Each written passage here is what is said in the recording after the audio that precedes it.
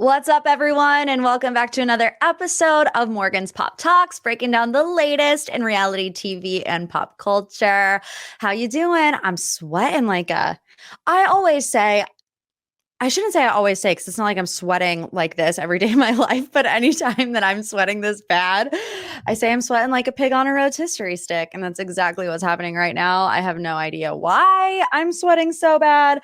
Actually, I do know why. I accidentally left my heater on for like 5 hours this morning while I was at work. I have no idea why I decided to do that. So if you're watching on YouTube today and you're like, why is she sweating so bad?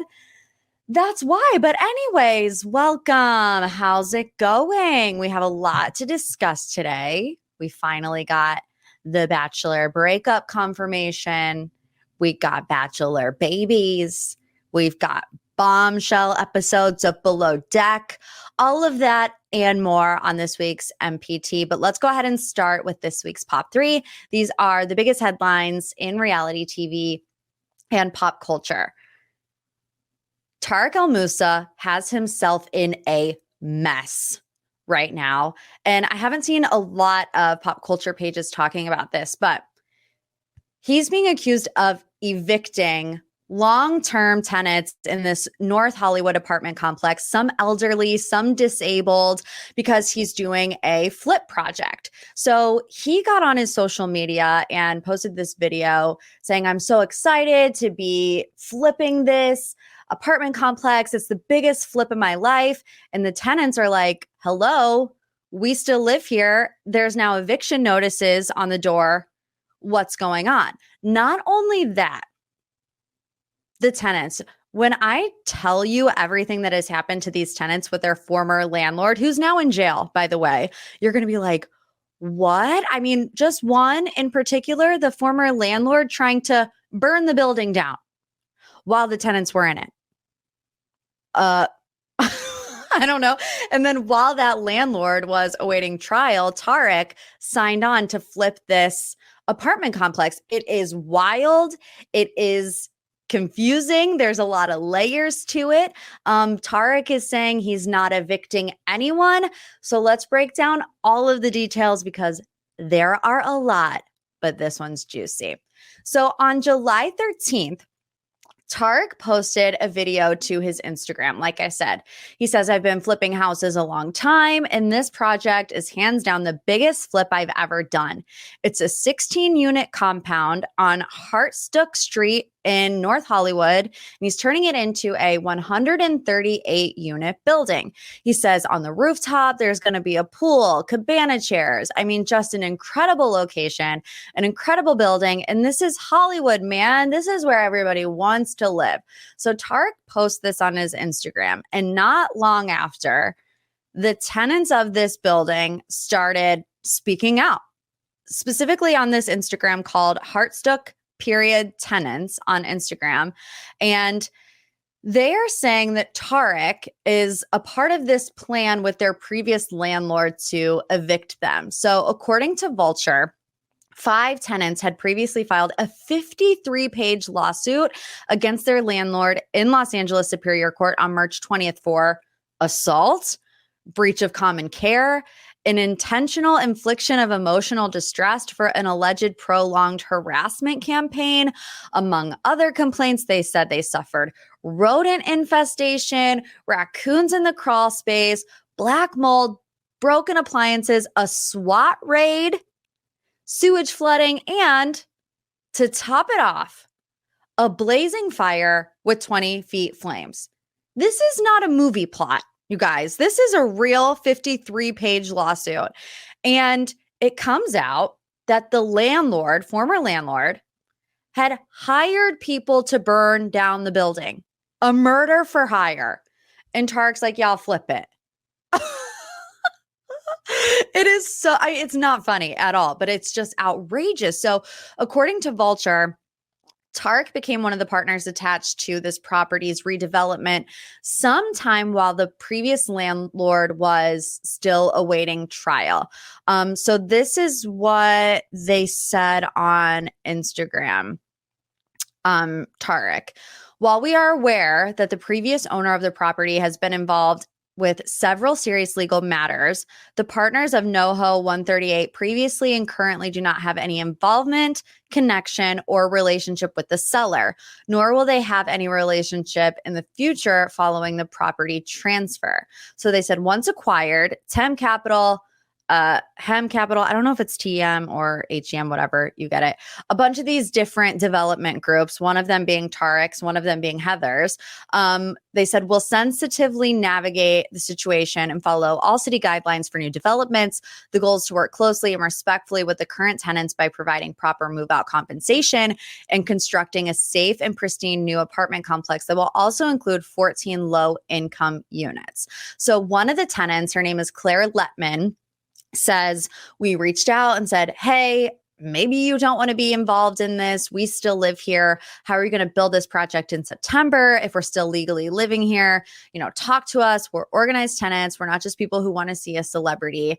We are serious. So this tenant, Claire Letman, said that she and the other residents of the complex, including a 77-year-old woman who moved into the building in 1982 and shares her rental with her 56-year-old disabled son, obviously were appalled is the word that they used when Tarek posted this video talking about how excited he was to flip the apartment complex while they get eviction notices on the door. So obviously lots of backlash online.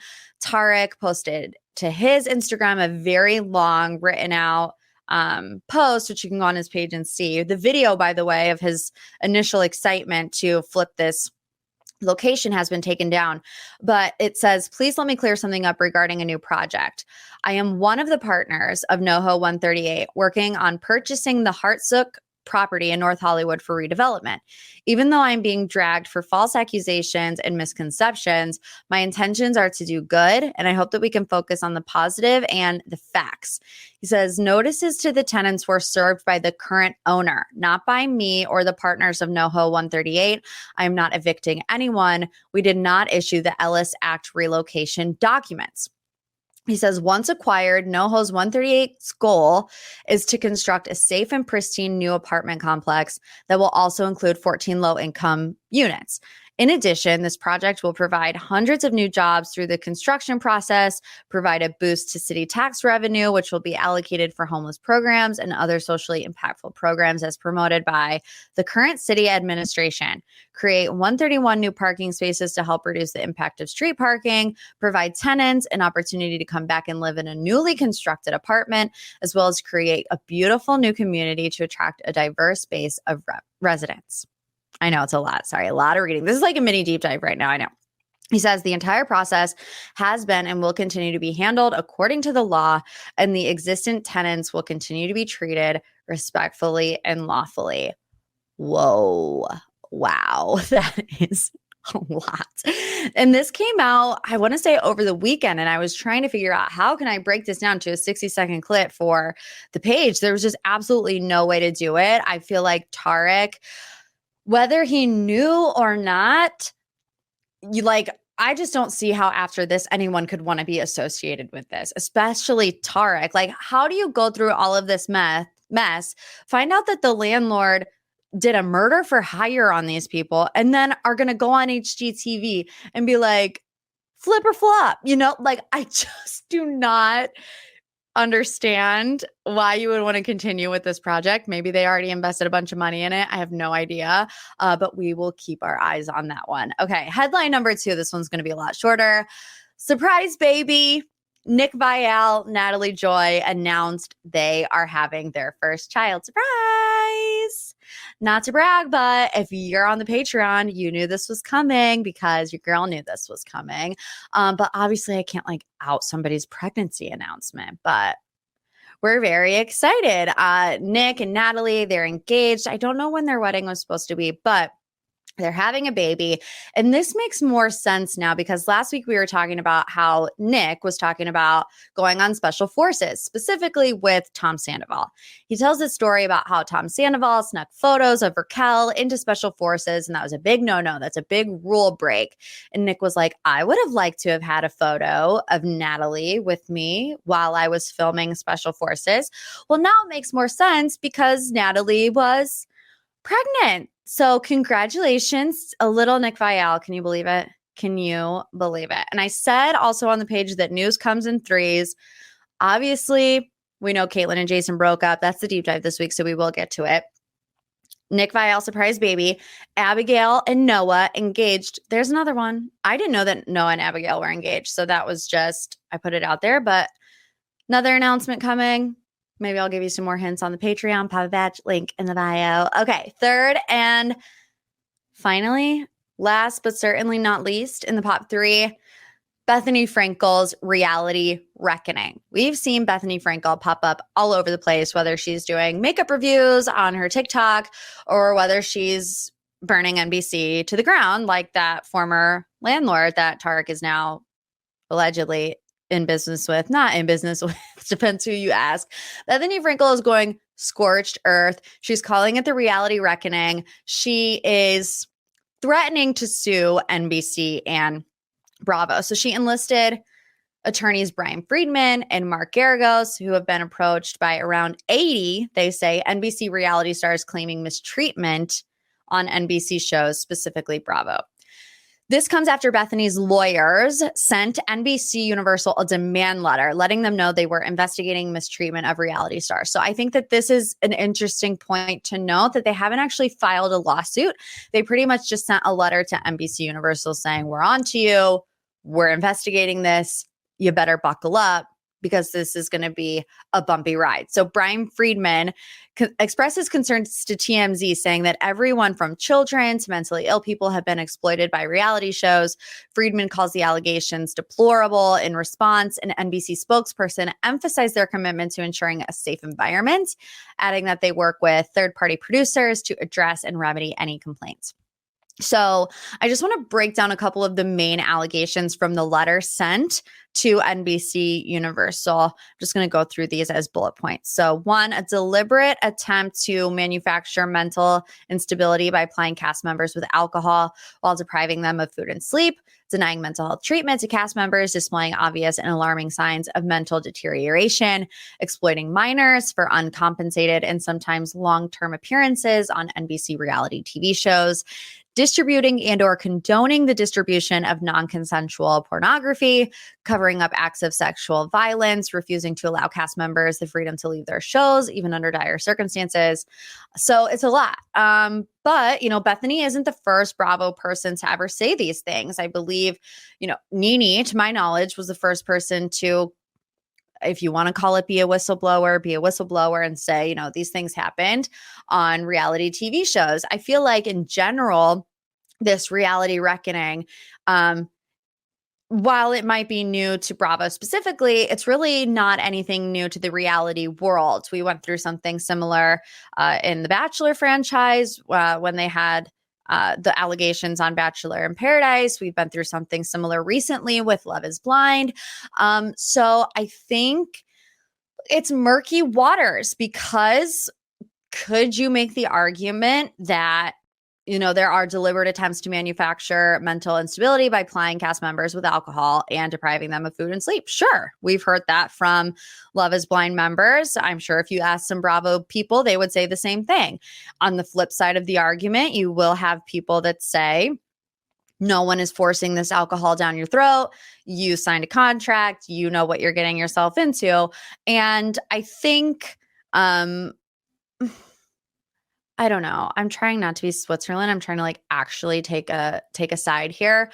While yes, you are in control of your decisions, I think if you're on a reality TV show, you could be easily persuaded to maybe do something that you wouldn't normally do because you're on TV and it's your job, you're getting a big paycheck, you want to make sure that the show is good. And there's all of these other things that go into it. There's all these layers in the onion here. But you want to know why Raquel Leviss isn't filming season 11 of Vanderpump Rules? It's because Bethenny Frankel probably got to her first and was like her knight in shining armor and was like, listen, Raquel, this show is taking advantage of you. They're taking advantage of this mistake that you made. They're exploiting it for their gain. And what are you getting in return? You're getting attacked on social media, endlessly.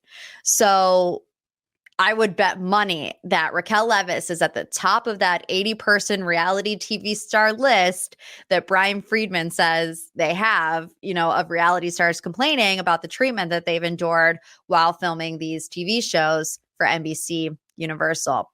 And, I do think that if you're going to go through the gauntlet, because Raquel has gone through the gauntlet, like you should have some leveraging power, because at the end of the day, is it worth it to sign on to your second or third full-time season of Vanderpump Rules, maybe making $70,000? I don't know. I'm just estimating. But obviously, the longer you're on these shows, the more money you get paid. So is it worth it to Raquel to go through this?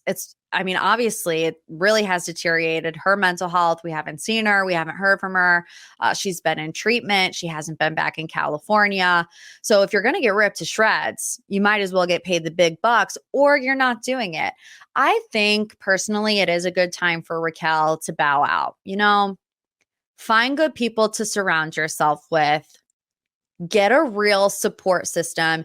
Hopefully find peace within yourself to not let this one moment when you were 28 years old define the rest of your life. It's like, what is coming back to the show going to do for Raquel? Will that group of people forgive her? I don't know. Some may not. But to me, it's not worth it to even try. Be with your family. Be in Arizona. Find something that you're passionate about and live a good life. All right, let's move on to this week's deep dive. Every single week on my Instagram at Morgan P Talks, I open up the floodgates for you. What do you want to know more about? And of course, this week, a big Bachelor Nation breakup was confirmed. Our deep dive is from Kelly. Hey Morgan, it's Kelly from Pine Island, Minnesota. I need more details about Jason and Kaitlyn's split. I'm so sad and honestly shocked and confused. Do you think they'll end up back together? Love following you on Instagram and the pod. Have a great day. I want to say love you like a sis to Kelly, because I hope she doesn't get mad at me for saying this, but Kelly, our girl, is at home sick with COVID. And she still did the deep dive submission. So Kelly, girl, I hope you're feeling better. Thank you so much for your deep dive submission. I love you like a sis. Okay. We finally got the confirmation. We all knew what was coming for Kaitlyn and Jason. I remember I saw Kaitlyn's stories before I saw the joint Instagram post, and it was something along the lines of, say a prayer for us, our hearts are broken. And I was like, is this like their announcement? Because that's kind of a strange way to announce it. But then obviously we get the 4-paragraph long caption, and I'm not shaming it. Like, they had some things that they wanted to say, and obviously they did. I'm not going to read the whole caption, but I will read some of it. It says, after sharing the news with family and close friends first and taking the time to properly process it ourselves, we are saddened with heavy hearts to share that we have decided to end our engagement. Continuing our friendship is incredibly important to both of us. We feel grateful to be ending our engagement with love and respect for each other. It's heartbreaking and sad to say goodbye, but our care and admiration for one another will never die. Let me just say this before I forget, and then I want to move on to like the timeline of their relationship. If you were planning on spending the rest of your life with someone, on marrying them, you're engaged, been together for 4 years, you live together, you're planning a wedding, you break up, can you really be friends with that person? Am I just so toxic? I'm not friends with not one single ex-boyfriend of mine. I like it that way. I want it that way. Obviously, I wish them well. I didn't when I broke up with them or when they broke up with me, because that's how that worked. But like, I don't know. I feel like, because we'll talk about this TMZ interview later, but she's like, we're still good friends. We love and care for each other. We walk the dogs together. Like, but how do you go from 1 minute planning the rest of your life together, getting married, having babies, to being like, yes, we're good friends? How does that happen? Does that happen? I don't know. Okay, let's look back on Kaitlyn and Jason's relationship timeline. While they didn't actually meet on the show, obviously we know them both from the Bachelor franchise. Jason was on Becca Kufrin's season, I believe. I didn't write that down, and obviously we know that Kaitlyn had her own season of The Bachelorette, and Jason went on Kaitlyn's podcast. They first met in 2018 briefly, and then Jason went on Kaitlyn's podcast in 2019. Afterwards, he asked her out on a date. At that time, she was coming off of a breakup with Sean Booth, who she also was engaged to. She got engaged to Sean on the show. They were engaged, I believe, for about 3 years. So a few weeks later, after that first date, Jason and Kaitlyn confirmed that they were dating. It was about 3 months after that engagement with Sean Booth ended. And we recently heard from Sean on his podcast that the way he found out that Kaitlyn and Jason were together, 3 months after they had broken up, was that Kaitlyn sent a text to Sean that was meant for Jason, which, girl, we feel for you. We've all been there though, right? Like when you're getting ready to text somebody and you're probably talking badly about somebody and you accidentally send it to the person that you're talking badly about. I'm the only one? No? Okay. Jason and Kaitlyn moved in together. Kaitlyn goes on Dancing with the Stars. She hosts The Bachelorette. They get engaged in 2021. And it seems like for the past 2.5 years, they have been trying to plan their wedding and they have gotten nowhere. But the whole time while they were talking about the wedding planning process, it was excitement. It was, we're getting married. We're having babies on our vision board. Kaitlyn said, I wouldn't mind being pregnant when I got married. But their approach to wedding planning was very different. In June of last year, Kaitlyn said that Jason is Mr. Spreadsheet, is what she called it. She said, this is just so us in our relationship. He's very numbers and logistics and spreadsheets. And I'm like, can we have a champagne fountain, dancers swinging from the rafters? So, Jason, if you want to put it in like just broad terms, vary by the book, where Kaitlyn is a little bit more of a free spirit. But still, not enough of a reason just because they have different approaches to wedding planning, to all of us, not a big enough reason to end their engagement. But in June, Kaitlyn celebrated her 38th birthday. They were together. In July, they celebrated the 4th of July. And then in August, they broke up. So they have both publicly spoken about the breakup since the news dropped on Sunday. Jason, very briefly, he has his podcast, Trading Secrets, which is about the economy, money. He's way too smart for me. Like, I don't understand a word that he's saying, but he's very knowledgeable in his career path. And oh my gosh, you guys, if you listen, it is heartbreaking. It's really tough. He does the intro and he says, we record this in chunks pretty much. And I already have this interview recorded with Blake and Giannina, but I have to record the intro live or the night before for the most up-to-date information.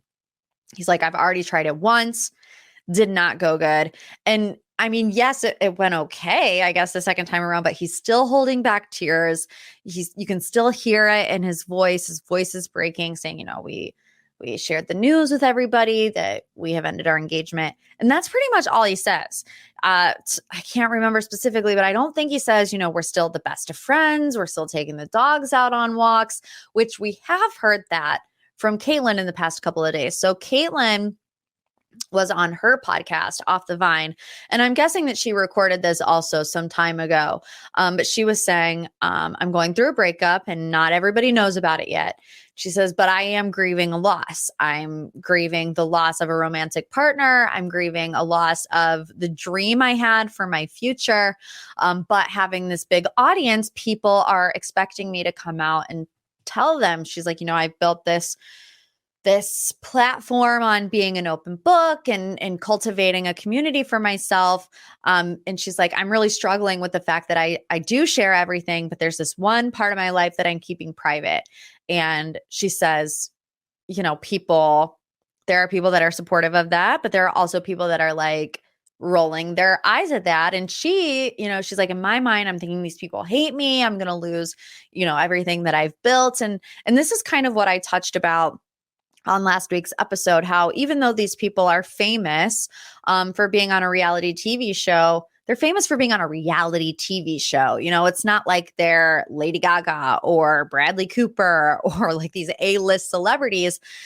They're still normal people who just make a little bit more money now on Instagram. She said it was really affecting her mental health. So then we get this, I say, Scandival-esque TMZ run-in at LAX, where Kaitlyn Bristowe gets the backgrid interview. And I honestly, like when I saw this, I was like, okay, the new threshold for like how you've made it as a celebrity is if you have a run-in backgrid interview at LAX, because people are wanting to know what's going on with you.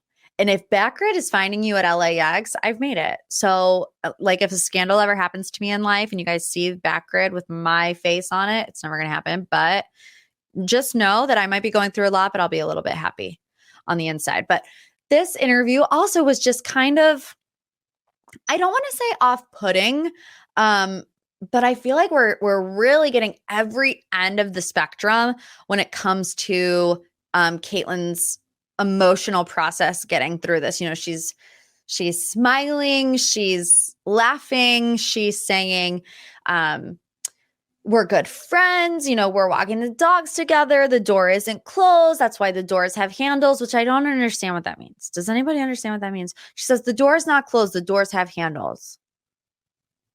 Am I stupid? Like, I'm sorry, I don't understand it. But anyways, so I think, you know, we see Kaitlyn on Instagram in one breath crying, you know, obviously. And then in the next breath, she's laughing at LAX. And I'm not saying that that's wrong because everybody handles grief and loss in a different way. And even if you're going through something hard, you're not going to be sobbing your eyes out 24/7. We also don't know how long they've actually been broken up. To me, it seems like this, by the way that they're acting, it seems like this has been a conversation that's been a while in the works. And while they might have been together on July 4th and they might have been together on Kaitlyn's birthday, we don't know like where the relationship stood at those moments. But, you know, in this Backgrid interview, he asks, did you fall out in love? And she doesn't say yes. She doesn't say no. She says, we love and respect each other so much. I am lost. Because it's like, if you love and respect each other, and they both do sound very upset and the door isn't closed because they have handles, whatever that means. If you look at this, let's say they were married. Let's look at this in the terms of marriage. You have rough patches. You know, what could have happened that was so pressing that you had to end the 4-year relationship when you were planning on spending the rest of your lives together? And I think, you know, when you are influencers and you generate an audience that cares about you, it is human nature to speculate on what went wrong. What aren't we seeing? What are they hiding? I'm using air quotes. Because to me, you know, I see this interview and I'm like, I clearly don't know a big piece of this story. A lot of us don't know the big piece of the story. We're invested. Like she said, she's an open book. It's okay to wonder why. But I think I've just made the conscious decision that while I initially had, you know, I don't want to say reasons, I guess just thoughts on maybe, I don't even know how I want to say it because it's like I had the thought, but it's not like I fully believe that that is the reason. I'll just be honest. The podcast clip of her that came out a couple weeks ago saying that when she was going through the Bachelorette audition process, she told producers that she was interested in both men and women. And then however many weeks later, their engagement ends. Is it wrong that, you know, you initially have that thought? Maybe this played into their breakup, but I had to check myself on that because why I made that assumption based off one comment, I don't think is fair. And also, while we don't know what Kaitlyn will do in the future, I would imagine that if she's telling that story now on our podcast, that Jason knows and had known about that. So I do think it's okay to have these thoughts and to wonder, you know, why, what happened. I don't think it's okay to automatically put the blame on Kaitlyn, which I feel like she is getting a lot of, because like I said, there's a huge piece of this story that we just do not know. And to automatically fill in the blank and say it's Kaitlyn's fault is presumptuous of us, of me. In that moment, I made that assumption. And like I said, I had to check myself on it. So also, you can speculate without being in their comment section. Like speculate with me. There's no reason to go on Kaitlyn's Instagram and leave her all kinds of hate because her relationship didn't work out. And we don't know why. We don't. So I think I'm just being a little bit more mindful this time around of being okay with the information that they're giving to us. Because I do still think that influencers are entitled to some privacy. Do I hope they get back together? I do. I think they were super cute. I think they both were so supportive and encouraging of each other, in their personal career endeavors as a team. So I just have no idea. I have absolutely no idea. But I think if I want to leave you with anything, it's just let's not kick them while they're down. It's okay to speculate, but don't do it in the comments section. And 2 announcements down, 1 to go. What that will be? You never know. Okay, let's move on to final thoughts. We're going to talk about Below Deck Down Under. Now, I do want to give a trigger warning because this past episode of Below Deck Down Under, it's heavy. It's about sexual assault, but I think it's very important. I used to be a devout Below Deck watcher back in the day. It did just get a little bit too much for me to keep up with because there's 18 million different Below Decks. There's 18 different housewives.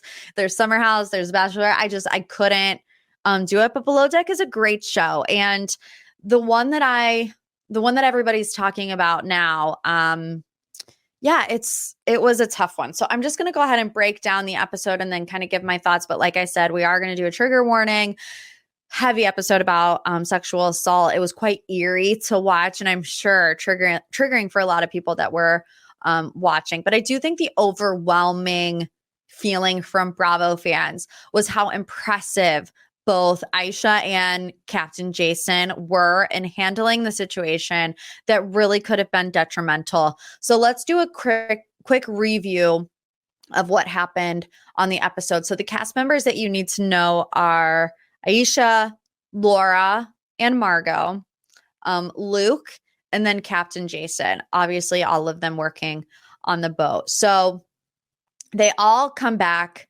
onto the boat after this night out of drinking.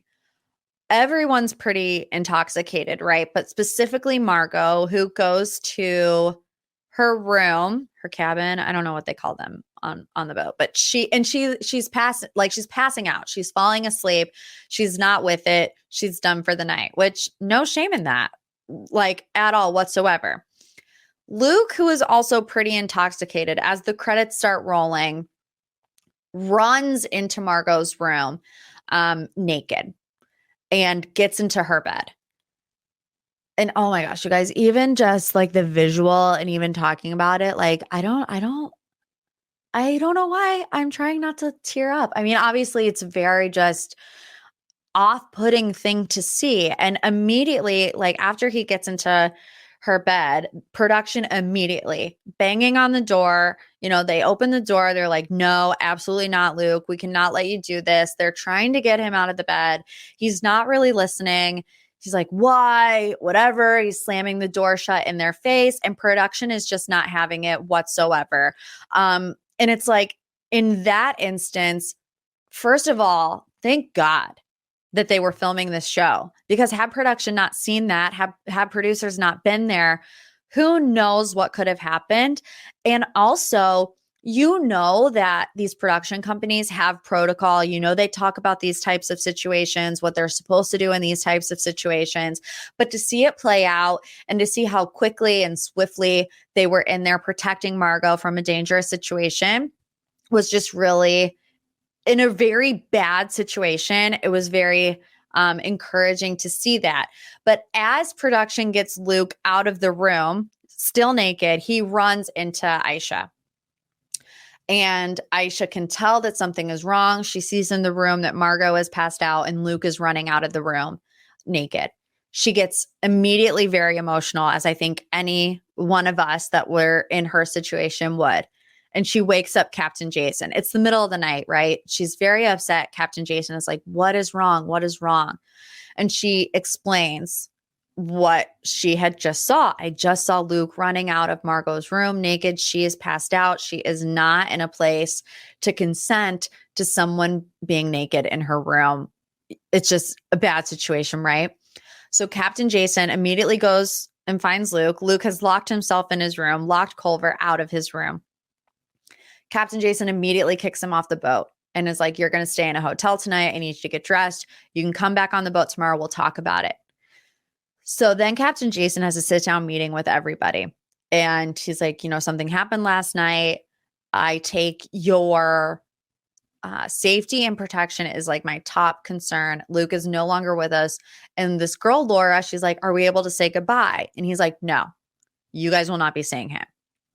Laura had an issue with that because I guess she liked Luke or something, which I'll get to that in a second. But she's like, I wish we could say goodbye. What? Like, she's thinking that Captain Jason is blowing the situation out of proportion, which is just really unsettling. It's like, if the scene enough with Luke wasn't unsettling, to then see Laura like questioning her superior on a situation of potential assault is just like wild to me. But Captain Jason calls Luke in. He says, last night was unacceptable. You no longer will be working on the boat. And for however awful what Luke did was, he did take that. He didn't fight it. He was like, I understand. I'll leave, and that was the end of Luke. Obviously not making any excuses because it's just appalling, but I'm just saying he didn't fight back against Captain Jason. He just left. So Laura is then upset that Luke left, and she makes comments to Margot, to the girl that was in the situation, things like, was it really that bad? And I wish Luke would have just come into my room. I would have welcomed it. And I mean, you're just sitting there and your skin is just crawling. Like your bones are trying to crawl out of your skin. And she's like, Luke is just a sexual guy. Margot, you're a sexual girl. And it's like, do you realize what you're doing right now? I really don't think that she did. And long story short, Laura's comments also got her fired. Aisha caught wind of it. Margot told her. Aisha told Captain Jason. Captain Jason is like, you have also been inappropriate towards another male crew member, Adam, who says you're hanging all over him when they go out. You've made these inappropriate comments to Margot. And he's like, you're done too, off the boat. And I just think Captain Jason in that moment set the precedent for what will and will not be tolerated on that boat. And I just commend him so much for that. The leadership that was exhibited by both Captain Jason and Aisha is just like, that's a masterclass in how to handle a scary situation, an intense situation. I just think it's a good reminder to look out for each other. And I know that sounds so silly and it seems crazy to think in 2023 that these things are still happening. You would think that everybody in the world would be on the same page when it comes to, consent and right and wrong and moral standards. And then you see something like this and you're like, wow, there are really still people out there that operate like this.